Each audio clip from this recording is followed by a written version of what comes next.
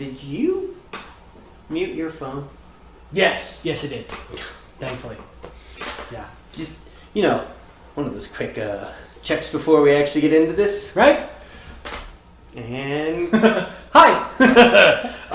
Yeah, about that. We are back for another episode of whatever this is. Whatever these are! Yes, indeed. Yes, indeed. We are doing Red Dead Redemption, or one version thereof. Yeah, it kind of is, isn't it? Yeah. Now, how long have you been sitting on that pun? Just right then. Right then was exactly. I like it. Exactly when. I like it. We, on a side note for our friends and family and occasional viewers, we are changing or experimenting with different types of audiovisual processes. So things might be changing. Some of the quality might be changing. Some of the viewer angles might be changing. We're still getting a handle on it, so bear with us. We're still going to be doing this for as long as we can. And without any other further ado, we are doing a comparison of reds, which usually are commonly known as Irish red ales or just reds, double reds. Sometimes they come in IPAs, box. I don't think I've ever seen a red stout. I don't think you could do that. But that's an Imperial. The same thing. Yeah. Yes. Different hops set up. But I am doing the Destill Brewery Deadhead's Imperial Red IPA, which is bottled out of Bloomington, Illinois. All right. It gives me very little information other than some basic fluff. Alcohol is 9.4. IBU is supposed to be 86, and their slogan is apparently support flavor and boycott bland. So are they against your standard everyday vanilla beers then? I guess. I'm not really sure. What do you have for us? I've got Petrus Aged Red. It is, from what I've been told, a sour, which is fine. We had some good luck with those recently. Yeah, to be honest, yeah. It is the key to heaven. So on the bottle. let's just hang on to that bottle if you're down here. Yeah. It is 8.5 by volume, 11.2 fluid ounces. It doesn't tell me jack shit about the IBU, the IBUs and all that jazz. Where's it come from? Belgium. Oh, it's product of it. Now, is it actually, does it say like bottled there, or is it? Product of Belgium. Oh, okay, so it's been imported, and so... Yeah. So it's actually pretty cheap even Belgian after... Family Brewing, Global Beer Network, whatever the fuck that is. That's something for us to look up. Yeah. Sounds like one of those giant ministries. Yeah. Brewed and bottled B.R. Bavik. Something I can't even begin. Imported through Middleton, MA. Yeah. Massachusetts? Yep. All right. Came in through Massachusetts. Cool. Well, what's surprising is it's so cheap. That ended up being what, like less than $5? It's $4.60. Yeah. That after import tax was still. That's typically a heftier tax too. I'd imagine, wouldn't you? Overseas alcohol. Yeah. That's where I put a tariff. Okay, let's get into it. Ha! Spilled a little. It's tasty. That's. I'm not gonna even. Oh, shit. Man, that's interesting. Oh, American hops with like a dash of bitters.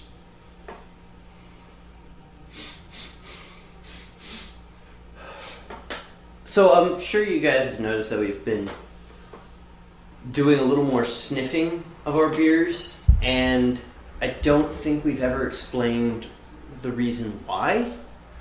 Is this that beer factoid? Yeah, I think this is that weird beer factoid that we're going to start dropping. Beer factoid! So, something we are constantly trying to do is improve ourselves on tasting beers and understanding how the flavors are assembled. Yes. So, one of the things that's really important to your sense of taste is your sense of smell. So you can get a good idea of what you're about to drink and get a broader flavor profile by smelling it. And it's not just like put your nose in there and take a huge whiff and then pull your nose away. You'll get a good flavor, you'll get some of the smell, but you can end up just like you taste too much of the same thing. We talked about palate fatigue. Yes. I was just going to bring that up if you didn't.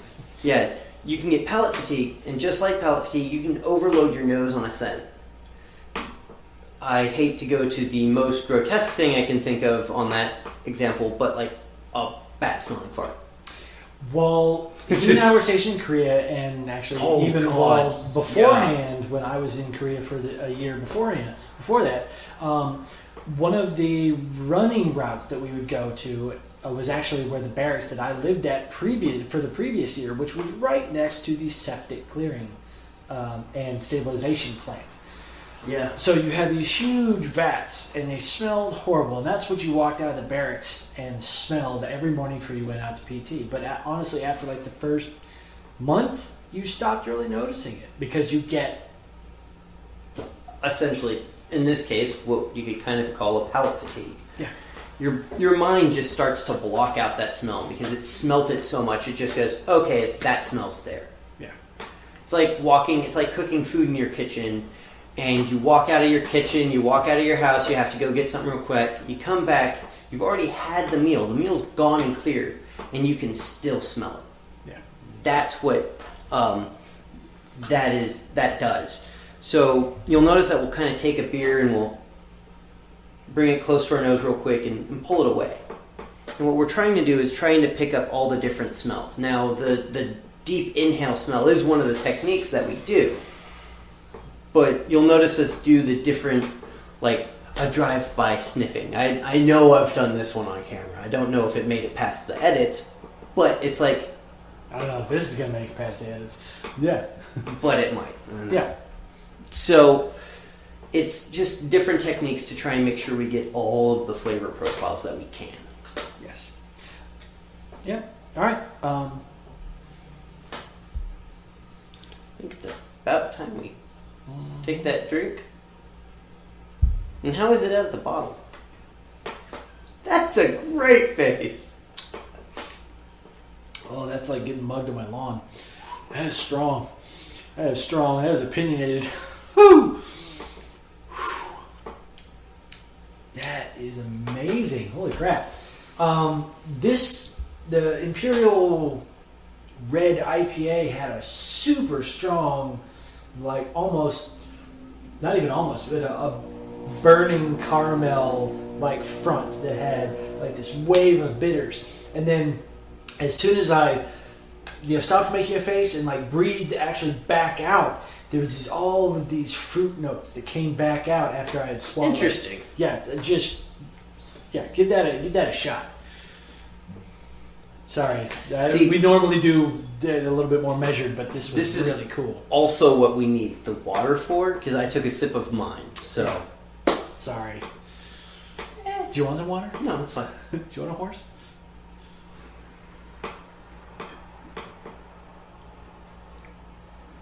Yeah.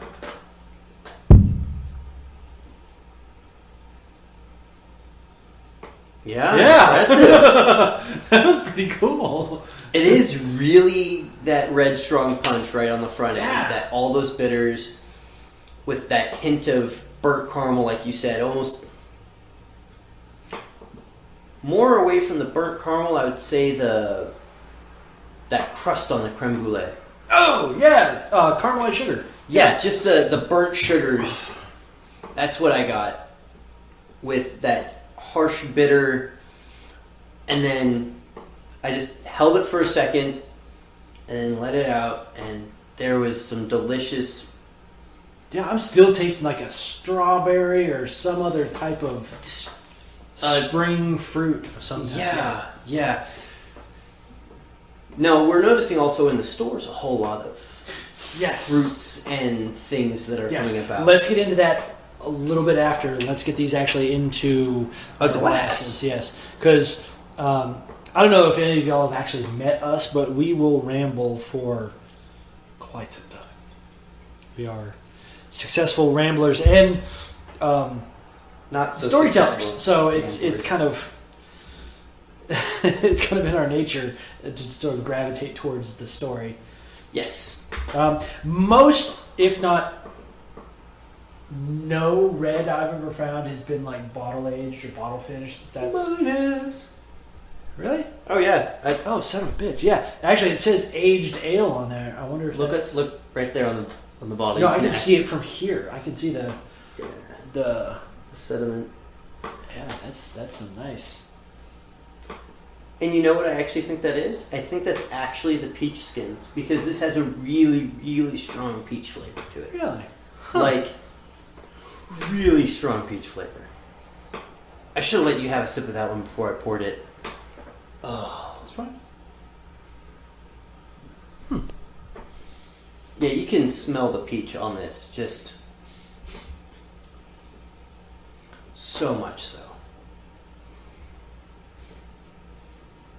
Man, it almost smells like a fruit cordial or something, or like when you open the top of a jam.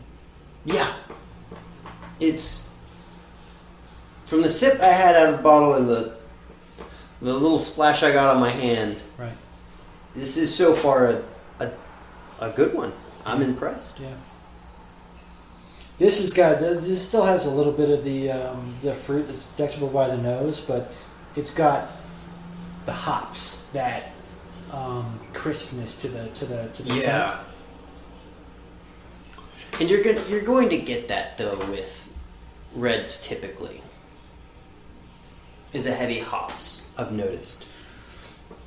One of the breathing techniques that we didn't bring up with the talk about the nasal components is actually twofold. One, when you take a sip, you can actually pull a little. You tilt your head back a little bit, and you pull a little air into the mouth with it. And so when you swallow, you've got some in that little system in between the little flap that closes to block your airway, and so that kind of enriches everything. And then you breathe it back out of your nose. It's I forget the actual word. We spoke about it once way back when we started this. It's like the post nasal something Insert technical name.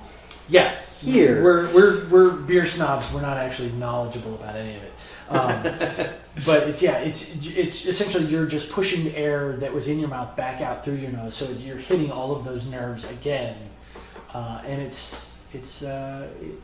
can lead you down different paths. It can a lot of times for me, that's when I can detect like if there's like an herbal or an acidic component. Yeah. Versus just like because that keeps the taste in, but all the sugars left with what you swallowed. So you're left with the things that are aromatics, acids, and just the oils and things that linger. Yeah. So it can be valuable if you're interested in trying to do any of this. I know that every time I go home, my parents are always we'll go to a restaurant and I'll order a beer, and then they want me to talk for like. Even my sister and her husband and like they want me to talk about it, the beers, and they want me to try all of the beers that they ordered, and so we ended up spending like an hour or so just talking about the beers, and it's simply because you and I started this channel. Like that's it. Is turned into a little family interaction for me. That's good. So like if nothing else, I can walk away with that. Now my family has a greater appreciation of that. Yeah, because they're exposed to it. That's good. That's good. Not one of those things you would ever really think of it bringing a family together a little bit more, giving them another thing to do, because it really is one of those more older family things, like a family that's had they've moved on past the young years of adolescence? Well, a little bit of poignant backstory. My family was completely dry my entire life up until basically like 8 or 9 years ago. Oh, So they just kind of discovered the health of drinking like some red wine because my mother has heart issues, and so they started doing that. And then they found out, oh, well, this isn't it's not evil. Yeah, it's not the evil thing that Yeah. So post 70s, 80s Christians were brought up to believe, and so yeah, it turned out actually really nice. So it's become a little familial culture, so to speak, good. here. So Good. all right, well, you want to do a swap? Yeah. I mean, I'm pretty sure I know what this is going to taste like. Well, you haven't had it out of the glass. It's mellowed a little bit. It's got a little bit more of a back end bite. Okay.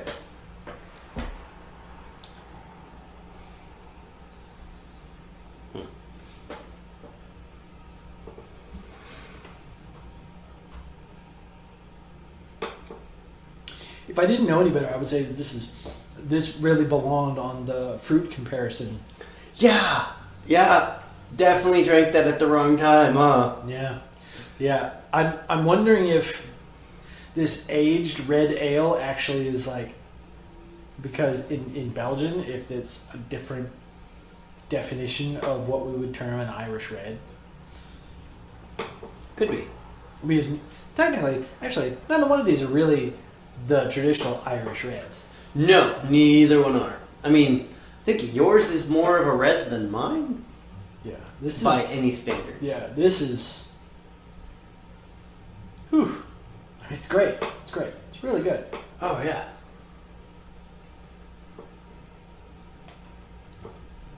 But there's not a lot of perceivable notes to it, so to speak. Like yours is just super fruit forward. That it's much like that very last beer we did, where for yours, where it was that very super raspberry. Raspberry. Yes. I am raspberry. This is cherry.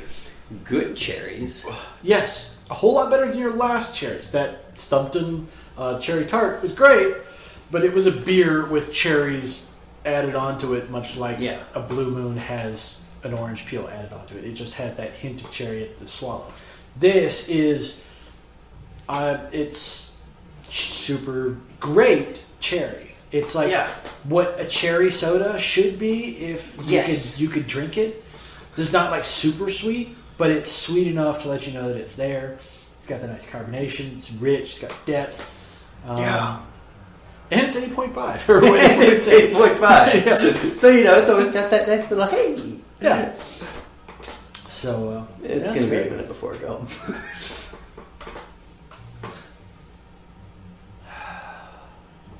I like the fact that there is that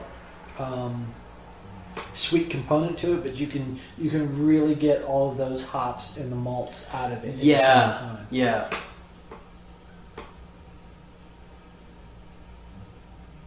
Now, for all you viewers at home, for all the vast viewers we have, someday.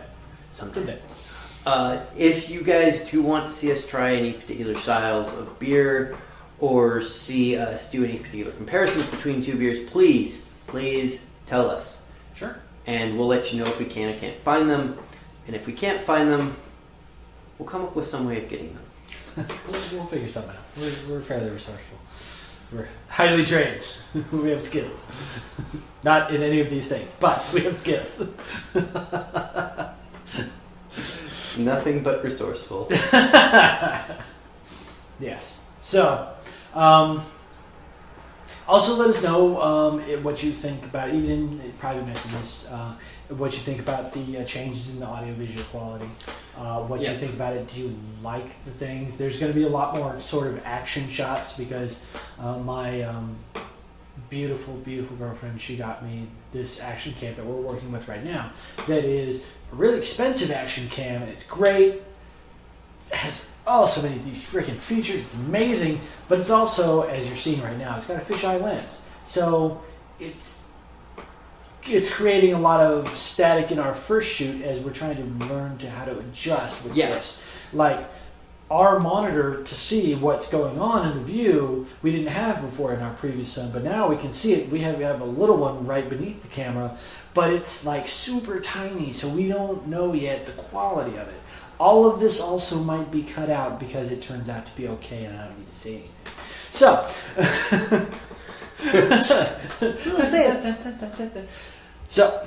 all right, man. Do you have any last words about your red? Which, I mean, I really enjoy it. I'm really enjoying my red. Not what I was expecting for red at all. Like, I went into this thinking more of I was going to get more of like what you got. Right. But I should have known better. Do you think we were misled by maybe like a culture clash of identification? Yes, I think that may have been it a little bit. But when we were told, or when I was told at the counter that I was getting a sour. Oh, yeah, that's not a sour at all. No, there is some sour to it, but it's there. It's just way back on the lingering on that palate. It doesn't... It should have told me that it was more not words right thing. Not words right thing. You get it here, folks. Fresh. Not words right thing. That it wasn't going to be like a scrolling banner. Where's not right thing? Where's not right thing?